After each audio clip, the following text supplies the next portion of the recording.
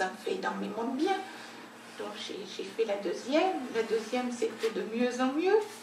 La troisième, après, j'ai marché normalement. Et puis ben là, j'arrive à ma 10e.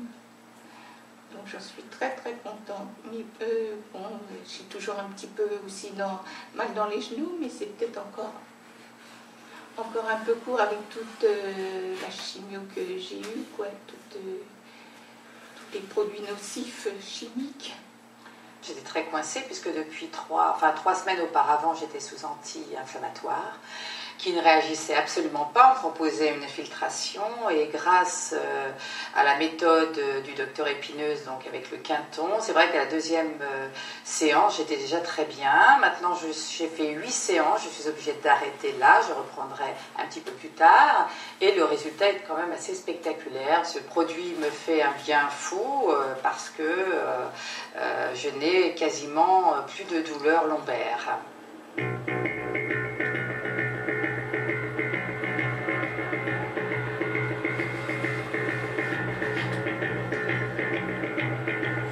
Ça, c'est justement l'exemple type de la configuration la plus difficile pour le Quinton, quelqu'un qui a été opéré, déjà, même s'il y a plusieurs années. Donc, tissu fibreux, difficulté pour que ça bouge. En plus, il manque des pièces, puisqu'on a retiré un bout de disque, ce qui est évidemment difficile pour la réhydratation, parce que la réhydratation est intéressante quand le disque est complet. Mais s'il en manque un bout, la hauteur sera toujours plus petite, étant donné qu'il manque de la matière. Et en plus, ici, on avait une atteinte neurologique du fait de la compression, puisqu'il y avait un déficit moteur, c'est quand même pas courant dans les atteintes lombaires, avec le pied qui avait du mal à relever. Donc on avait une atteinte, ce qu'on appellerait une atteinte neurologique périphérique, avec une compression de la racine nerveuse qui avait fait que l'innervation motrice se faisait mal, le pied relevait mal. Et progressivement, avec les séances de Quinton et un traitement, le pied commençait à pouvoir être mobilisé, à pouvoir être relevé. Donc, c'est quelque chose, ça, qui va être, à mon avis, plus long à récupérer dans le temps que les simples douleurs. Parce que les douleurs au niveau du dos, elles sont parties déjà. Il y a déjà plusieurs séances, il n'y a plus de douleur.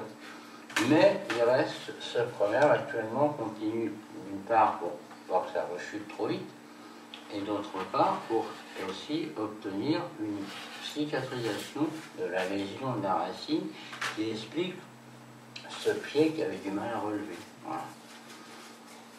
Et en plus, dans un contexte particulièrement difficile qui est celui de quelqu'un qui a été opéré. C'est toujours mieux d'éviter de se faire opérer quand on a ces problèmes de dos. Alors il y a des gens qui vont vous dire qu'ils avaient très mal, qu'ils ne pouvaient plus bouger, c'était affreux. Enfin, comme vous avez pu voir avec les autres personnes, même quand c'est hyper douloureux, le Quinton agit. Je dirais même qu'il agit d'autant plus que c'est hyper douloureux. C'est-à-dire que là, si vous voulez, à mon avis, c'est pas que ça agit plus, c'est que le contraste est plus flagrant. C'est-à-dire que quelqu'un qui a mal, qui se soigne, va tout de suite voir si ça va mieux. La douleur étant réduite, se réduisant ou disparaissant, on s'en aperçoit tout de suite. Donc ça a un côté un peu spectaculaire. Mais là, évidemment, avec quelqu'un qui a été opéré, c'est plus difficile pour le produit d'une part de diffuser, parce qu'on a du tissu cicatriciel, et en plus le tissu cicatriciel crée une espèce de gang, une espèce de structure rigide qui empêche les éléments de bouger. Parce qu'on a bien compris que le principe de cette méthode, c'est que les vertèbres doivent bouger, s'écarter. Si les vertèbres sont soudées, comme ça arrive dans certaines arthroses très évoluées, où il y a des vertèbres qui sont carrément soudées par des coulées de tissu osseux qui a proliféré dans les grosses arthroses, On aura beau hydrater, ça ne bougera pas, hein, ces verrous. Alors, a fortiori, quand on met des plaques pour maintenir une colonne, là, alors là, on ne peut rien faire. Hein. Même si les gens ont mal, il n'y a plus aucune solution. C'est encore plus important, cet aspect-là, tissu fibreux, que le manque de matériel discal, parce qu'il faut quand même être raisonnable. D'ailleurs, c'est ce que les chirurgiens diraient. On a enlevé un disque, mais un tout petit peu. Enfin, un disque, c'est tout petit. On a été cureté, on n'a pas enlevé des grosses quantités. Non, mais malgré tout, c'est quand même mieux de garder l'intégralité du disque. Mais ce qui gêne le plus, c'est le tissu fibreux. Parce que lui, il va empêcher que ça bouge. Tout au moins, il va gêner. Et c'est vrai que dans ces cas-là, en général, les résultats sont plus longs à s'installer, plus longs, et moins spectaculaires, moins importants. À cause de ça. Mais c'est pas, il faut quand même dire, il ne faut pas être pessimiste, c'est pas une contre-indication à la méthode. Alors, la contre-indication absolue à la méthode, elle est très simple, c'est quand c'est soudé. Soit pour raison d'arthrose, soit pour raison de chirurgie, plaque et vis. Alors là, c'est même pas la peine d'essayer. Il n'y a rien qui bougera, donc ça ne marchera pas du tout. Voilà, c'est les deux limites. Ça, c'est pas des contre-indications en sens d'une contre-indication dans l'esprit médical, mais les limites de la méthode, disons. Ce qui est logique, c'est une limite mécanique. La méthode étant mécanique, c'est logique. Tous les samedis, j'avais fait une séance jusqu'à maintenant, et je suis à la 8e. J'ai eu d'amélioration à partir de la première séance. Et là, je me sens de plus en plus mieux, plus guéri, plus je n'ai moins pas de douleur du tout au dos. Et les douleurs de pied commencent à monter.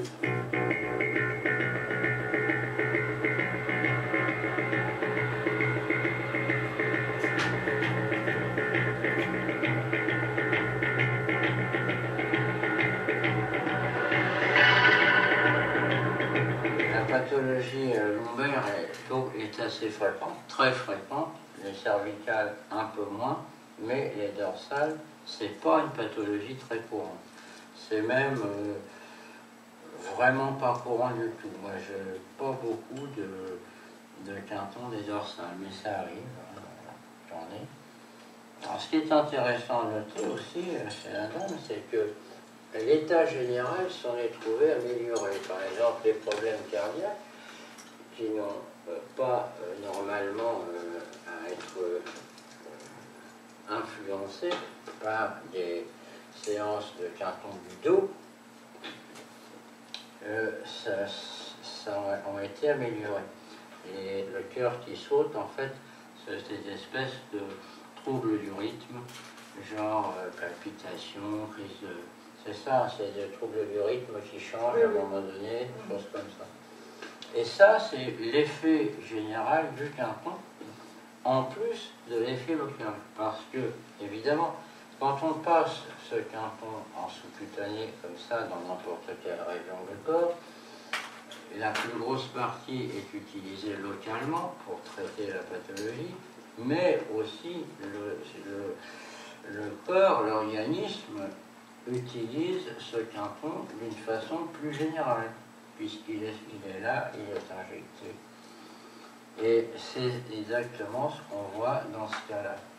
Donc, on retrouve bien les indications de René Quinton qui, en son temps, soignait des pathologies lourdes, mais pas ce genre de pathologie locale. Lui, c'était des choses plus générales. On retrouve bien les effets dans ces pathologies-là.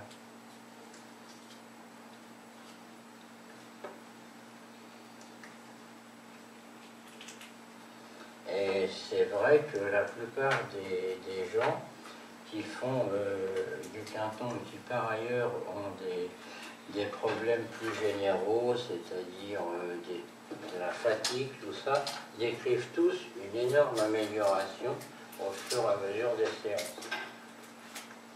Ce qui serait en quelque sorte un espèce de petit bonus qu'on a en plus de l'effet local. Dans ce domaine, on retrouve bien, ça recoupe bien ce que René Quinton disait en son temps, et faisait en son temps.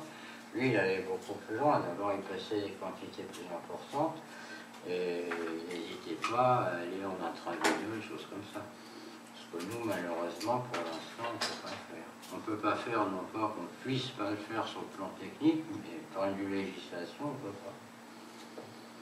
Et je sais que ça s'est fait, je sais que ça peut se faire, les intraveineuses de Quinton, mais ça ne se fait pas de façon officielle et connue. Hein, c'est pas vraiment interdit non plus, c'est pas autorisé, quoi, c'est tout. Ah voilà, donc comme les autres séances, il n'y a plus qu'à attendre que ça passe. Ben, ce que je peux dire aussi, c'est que je m'appuie aussi sur les ressentis des 2 dernières fois, et puis celle-là, mais je peux en dire plus pour quand même avec l'expérience que j'ai des 2 premières. Alors je vais d'abord dire pour l'instant, et puis après je vais parler un petit peu plus ce soir quand je vais être chez moi. Alors pour l'instant, ben, comme les autres fois, je me sens très très bien. Parce que je suis plutôt du genre quand même un peu fatigable, j'ai pris le train pour venir, ça faisait chaud. Mais là, quand je ressors, j'ai une impression de légèreté, ça m'a fait ça aussi, donc je ne suis pas encore ressortie, là, mais je me sens vraiment très très bien. À partir du soir, là, vers 22h, ce que je ressens, c'est que les endroits des aiguilles et tout ça, étant donné que je me couche aussi sur le dos, ah ben ça fait mal quand je m'enfile dans le lit et tout ça. Et puis le matin, j'ai encore un peu mal. Et puis bon, j'ai pas pris de fièvre, j'ai pas pris la température, mais j'ai bien l'impression de ne pas l'avoir. Mais je suis quand même le lendemain un peu fatiguée. Et puis après, bon, le lundi, ça reprend son cours.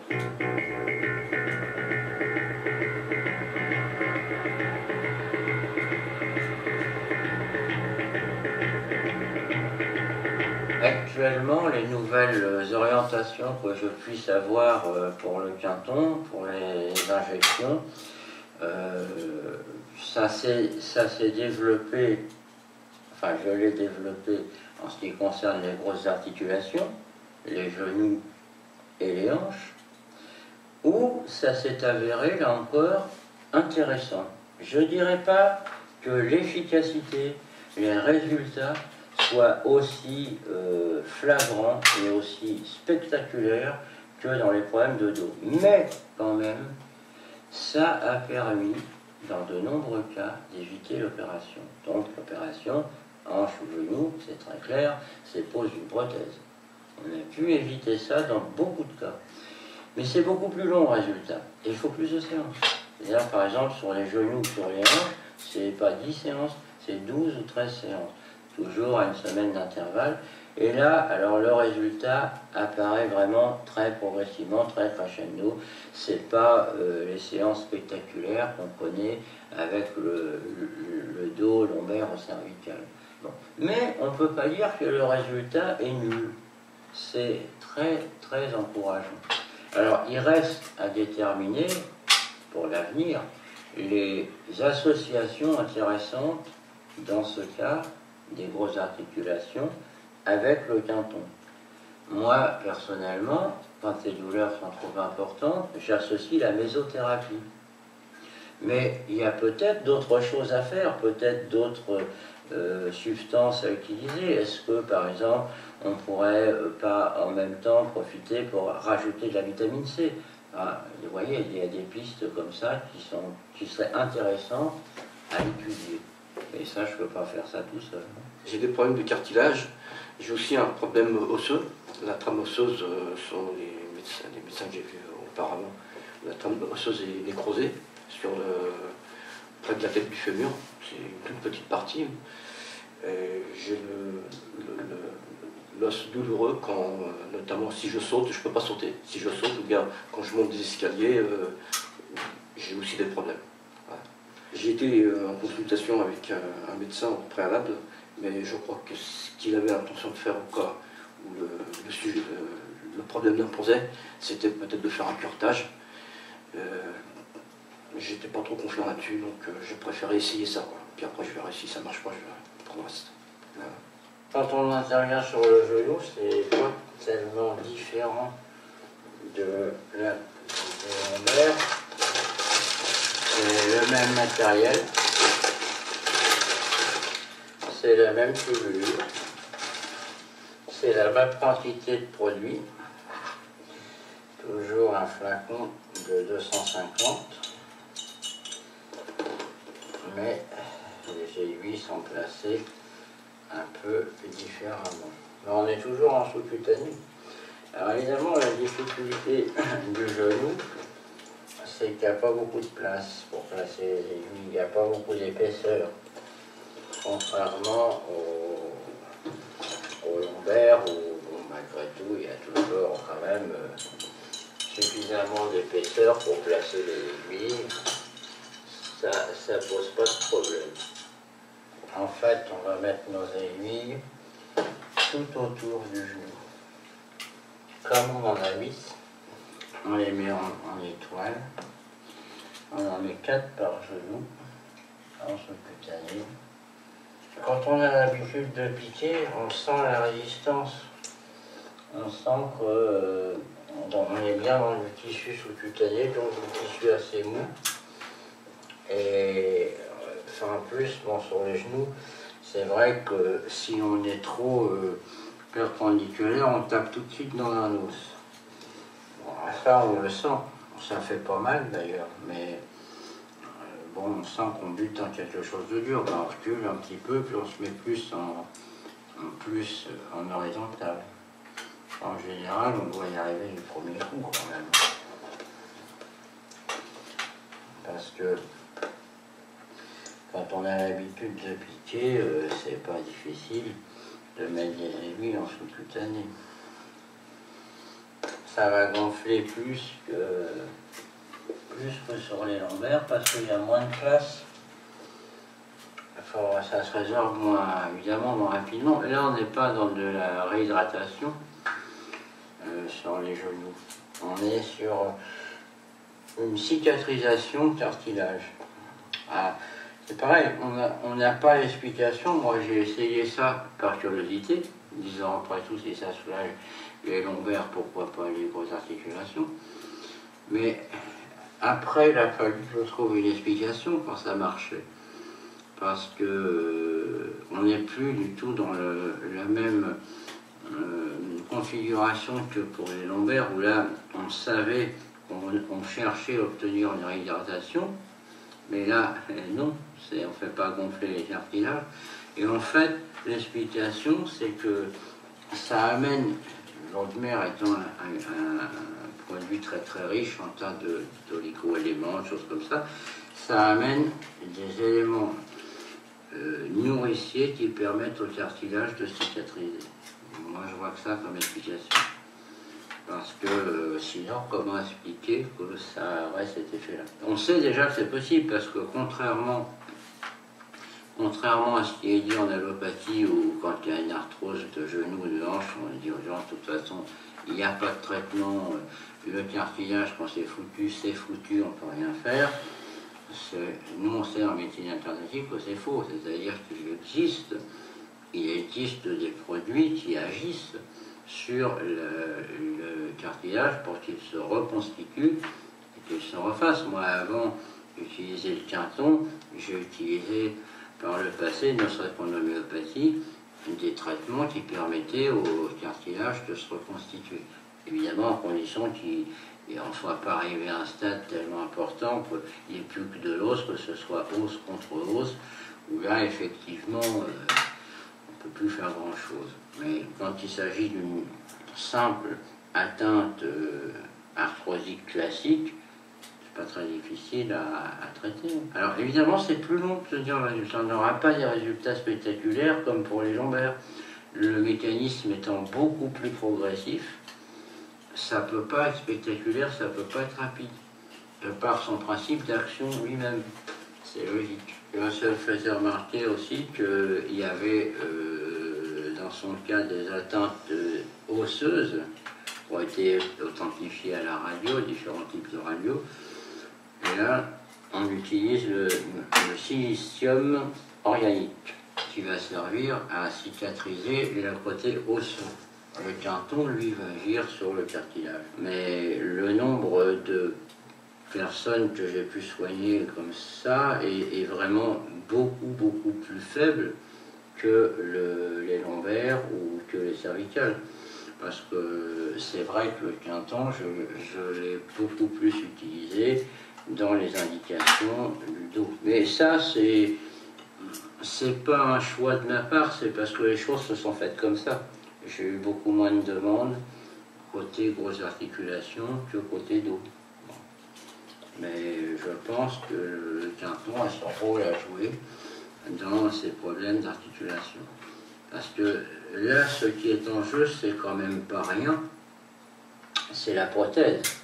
C'est-à-dire que si on n'arrive pas à trouver de solution et que ça aille pas mieux, la personne finira en chirurgie avec une prothèse. Ce qui n'est jamais une bonne solution. Parce que la prothèse, ça déséquilibre beaucoup trop l'ensemble du squelette. C'est une action très violente sur le squelette. Il faut mieux éviter quand même. Alors évidemment, quand l'articulation est complètement foutue et que la personne ne peut plus du tout marcher tellement elle a mal, les prothèses sont les bienvenues, surtout pour les hanches.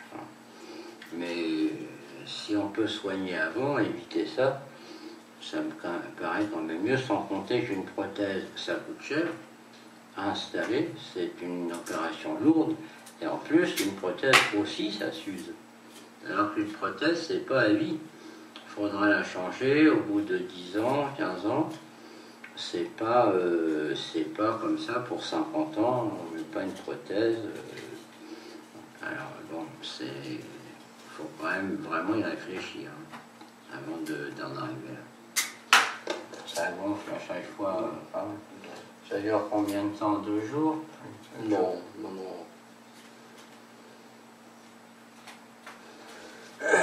Alors, en fait, c'est une méthode quand même qui est extrêmement simple. Hein.